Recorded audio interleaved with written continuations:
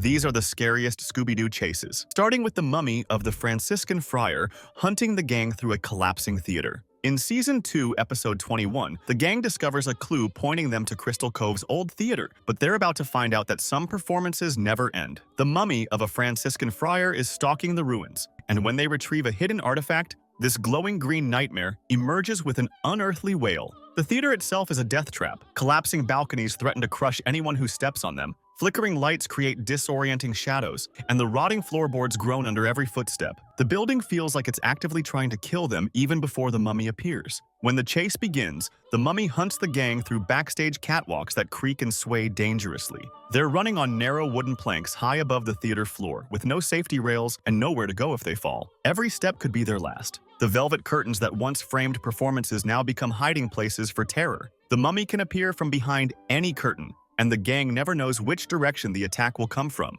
The heavy fabric muffles sound, making it impossible to hear the creature approaching. The crumbling architecture amplifies every danger. Staircases collapse as they run up them. Doorways crumble as they pass through, and the entire building seems to be falling apart around them. The mummy's relentless pursuit through the decaying theater creates a sense of inevitable doom. It doesn't need to hurry because it knows the building itself is working against the gang. Every exit they try leads to another dead end, another trap, another moment of terror. The backstage area becomes a maze of terror, with ropes, pulleys, and stage equipment creating obstacles and hiding places. The gang has to navigate through a complex mechanical system while being pursued by an undead creature that knows every shortcut. But atmospheric peril is nothing compared to the next one. In Season 1, Episode 6, a new girl named Alice May captures Fred's romantic interest. But Daphne's suspicions are about to be proven terrifyingly right. When Alice is revealed as a ghostly, vengeful spirit who's been abducting teenage boys, the gang becomes her next target in a chase that will haunt them forever. The school prom setting makes the revelation even more disturbing. This should be a night of celebration and young love, but instead, it becomes a hunting ground for a supernatural predator. The decorations and party atmosphere create a surreal contrast to the horror that's about to unfold. When Alice's true nature is revealed, the gang finds themselves being pursued by something that doesn't follow the normal rules of physics. She can float, phase through walls, and appear anywhere without warning. Traditional escape routes become meaningless when your pursuer can literally teleport. The chase through the mist-shrouded town creates an otherworldly atmosphere. The fog seems to move independently, swirling around Alice as she glides through the streets. The gang can barely see where they're going, while Alice moves through the mist like it's her natural element. The cemetery becomes the ultimate destination for this supernatural chase. The headstones create a maze of obstacles, and the uneven ground makes running treacherous. The gang is literally running through a field of the dead while being pursued by someone who belongs there. Alice's ethereal, floating form makes her pursuit uniquely terrifying. She doesn't run, she glides, always maintaining perfect composure while her victims stumble and panic. Her supernatural grace makes her seem inevitable, like death itself. But ghostly pursuits are nothing compared to being hunted by ancient guardians. In Season 2, Episode 23, the gang travels to the Yucatan jungle seeking the final piece of the planispheric disk, but they're about to discover that some secrets are guarded by forces beyond human comprehension. The magical Mayan hunter statues are awakening, and they're designed to kill all intruders. The ancient temple setting adds layers of supernatural dread. These aren't just buildings, they're sacred spaces that have been designed to protect their secrets at any cost. Every stone was placed with deadly purpose. When the gang triggers the statue's wrath, they realize they're dealing with enemies that can't be reasoned with or defeated. The animated stone guardians have glowing eyes and supernatural strength, making them unstoppable. Killing machines activated by ancient magic. The booby-trap chambers turn every step into a potential death sentence. Pressure plates trigger dart traps, hidden switches activate crushing walls, and the floor itself can collapse without warning. The gang is running through a gauntlet designed by master builders who wanted to ensure no one ever escaped. The twisting passageways create a maze of terror. The corridors are narrow and confusing, with hieroglyphs that seem to watch the gang as they run. Every turn could lead deeper into the temple or into a dead end where the statues will finally corner them. The collapsing corridors add time pressure to the chase. The temple itself is falling apart as the statues pursue them, with stone blocks crushing everything in their path.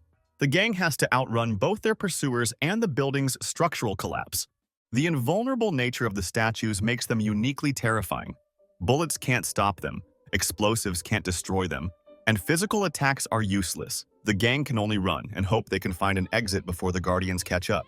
But ancient magic is nothing compared to being hunted by mechanical killers. In Season 2, Episode 12, the gang dives deep under the ocean to the Midnight Zone, where sunlight never reaches, but they're about to discover that some depths hide horrors worse than darkness. Professor Pericles has unleashed the Kriegstoffabots, lethal robot soldiers from World War II, and they're closing in through the underwater corridors. The underwater setting creates immediate claustrophobia. The gang is trapped in a German submarine base with no way to surface quickly, surrounded by crushing water pressure and limited air supplies. Every breath could be their last, and their heavy diving equipment makes them slow and clumsy.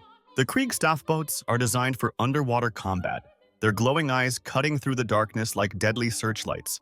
Their mechanical precision makes them perfect hunters in this environment, while the gang struggles just to move through the water-filled corridors. The tight submarine passages amplify the terror. There's nowhere to run, nowhere to hide, and nowhere to escape. The gang is being hunted through a metal maze by enemies that know every shortcut and secret passage. The claustrophobic environment makes every encounter feel like it could be their last. The power failures add another layer of danger. The lights flicker and die, leaving the gang in complete darkness except for the robot's glowing eyes. The hull breaches create escalating panic. Water is flooding in, the pressure is increasing, and the gang realizes they might drown before the robots even catch them. They're fighting against time, water, and mechanical death simultaneously. The rising water levels add urgency to every moment. The gang has to stay ahead of both the robots and the flood, climbing higher and higher in a structure that's rapidly filling with water. The killer robots close in with glowing eyes and mechanical weapons through the darkness, trapped in tight corridors with no exit to the surface. But mechanical hunters are nothing compared to being trapped with primitive predators. In Season 1, Episode 2, the mystery machine breaks down during a storm, forcing the gang to seek shelter in Gatorsburg. But they're about to discover that some ghost towns are abandoned for very good reasons. The fog-shrouded town is inhabited by gator people, humanoid lizard monsters that hunt with reptilian patience. The ghost town setting creates an atmosphere of abandonment and decay. Gatorsburg was once a thriving tourist destination, but now it's a collection of rotting buildings and empty streets. When the gator people begin their hunt, the gang realizes they're dealing with predators that combine human intelligence with reptilian instincts. These creatures move with deliberate, calculated precision, taking their time because they know their prey has nowhere to go. The deserted shacks become a maze of terror. Every building could hide an attacker. Every doorway could be a trap. The gang has to navigate through structures that are falling apart while being stalked by creatures that know every hiding place and escape route. The rotten docks add another layer of danger. The wooden planks are slippery and unstable, threatening to collapse under their weight. The gang is running across surfaces that could give way at any moment, while the gator people move through the swamp with natural ease. The isolation makes the situation hopeless. There's no help coming, no escape route, and no way to call for assistance. But primitive hunters are nothing compared to being trapped in a living nightmare. In Season 1, Episode 20, after an avalanche damages the mystery machine, the gang is stranded at the isolated Blind Man's Bluff Hotel, but they're about to discover that some places exist between dreams and reality. Life-sized, faceless dolls are hunting them through surreal hallways that seem to shift and change. The hotel itself becomes a character in the chase. The corridors loop back on themselves, doors lead to rooms that shouldn't exist, and the architecture defies all logic. The gang is running through a building that doesn't follow the normal rules of physics or geometry. The faceless dolls move with jarring, puppet-like motions that trigger deep, uncanny valley responses. They're human-sized, but clearly not human, with smooth, blank faces and movements that are too precise to be natural. The separation of the gang members makes the chase more personal and terrifying. Each character is alone with their own fears, being hunted by dolls that seem to know their deepest vulnerabilities. The usual comfort of group support is gone, replaced by individual terror. The shifting hotel geometry creates a maze that changes even as they run through it. The gang can't trust their own senses or memories. What they thought was real might be illusion, and what they thought was safe might be deadly. The psychological horror amplifies the physical danger. The psychological horror elements make this chase unique. The gang isn't just running from physical danger, they're running from their own fears made manifest. The dolls represent everything that terrifies them about losing control and losing themselves. But nightmare mazes are nothing compared to being overrun by swarms. In Season 1, Episode 13, Crystal Cove is invaded by mutant, oversized cicadas connected to illegal chemical dumping, but the gang is about to discover that some infestations can't be stopped. When the bugs flood into the school, they create a siege atmosphere that turns a safe space into a death trap. The school setting makes the invasion more terrifying because it violates a space that should be safe. These are familiar hallways and classrooms that the gang knows well, but now they're filled with buzzing, crawling nightmares that make every step dangerous. The cicadas' overwhelming numbers create a sense of unstoppable force. This isn't just one monster that can be defeated, it's a swarm of thousands of creatures that can't be fought or reasoned with.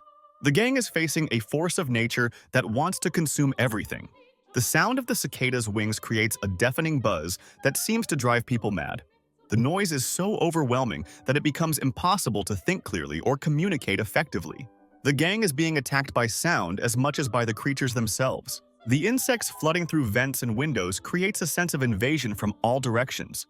There's no safe space, no barrier that can keep them out. The creatures pour in through every opening, turning the school into a hive of terror.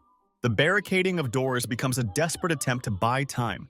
The gang and other students work frantically to block entrances, but the insects always find another way in. Every barrier is temporary. Every defense is eventually overwhelmed. The swarming attacks on individuals are particularly horrifying. When someone is covered by insects, they disappear under a writhing mass of wings and legs. The gang can only watch in horror as their friends are consumed by the swarm. The mass panic adds another layer of terror. The gang isn't just dealing with insects. They're dealing with screaming, terrified people who are making rational decisions impossible. The human element makes everything more chaotic and dangerous. Everyone flees through hallways, barricading doors as writhing hordes burst through vents and windows. The combination of bug horror, inescapability, and mass panic makes this one of the most claustrophobic and terrifying pursuits. But insect swarms are nothing compared to unstoppable destruction. In Season 2, Episode 17, Professor Pericles unleashes his most terrifying creation, genetically engineered skull cattle bred from cattle, bees, and piranhas. But the gang is about to face something far worse than any monster. These flesh-eating creatures are physically unstoppable and have come to devour everything in Crystal Cove. The skull cattle's design is pure nightmare fuel. Their black and red coloring, hollow eyes, and exposed bone structure make them look like death incarnate. They're not just dangerous, they're apocalyptic harbingers that represent the end of everything the gang holds dear. The town falling into chaos creates an atmosphere of total despair. Crystal Cove, the gang's home and the place they've fought to protect, is being systematically destroyed by creatures that can't be stopped or reasoned with. Everything they've worked for is being consumed. The herd's unstoppable nature makes traditional escape methods useless. The gang can't fight these creatures, can't outrun them, and can't hide from them. The cattle move in perfect coordination, destroying everything in their path with mechanical efficiency. Buildings collapse, vehicles are crushed, and the very landscape is transformed into a feeding ground. The gang's attempts to save their friends and loved ones add personal stakes to the chase. This isn't just about survival, it's about protecting everyone they care about from creatures that want to consume them all. The loss of Nova during the chaos elevates the emotional horror. When Scooby's love interest is killed by the herd, it proves that no one is safe and nothing is sacred. But unstoppable destruction is nothing compared to being hunted by a professional killer. In Season 1, Episode 25, the gang is closing in on the truth behind Crystal Cove's curse, but they're about to face their most dangerous enemy yet. The Obliteratrix, a swift, armored bounty hunter, has been unleashed to recover the planispheric disk and eliminate all obstacles, including them. The library setting becomes a labyrinthine battleground. The towering shelves create a maze of corridors and hiding places, but they also provide cover for an enemy who knows how to use every advantage.